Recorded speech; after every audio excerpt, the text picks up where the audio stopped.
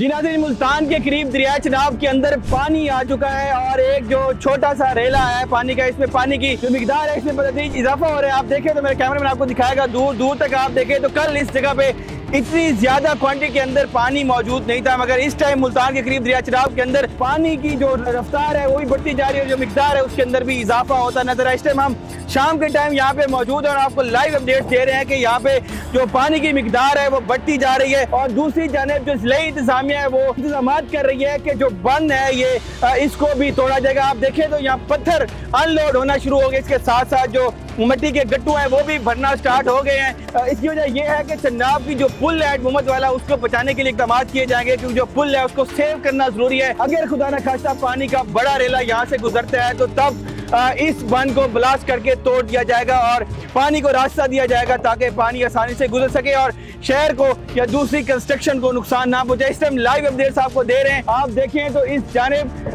पानी की जो मिकदार है वो बढ़ती जा रही है। इस टाइम जो हल्का पानी का रेला यहाँ पे है उससे नजर आ रहा है कि दूर दूर तक हमें सैलाबी सूरत हाल नजर आ रही है।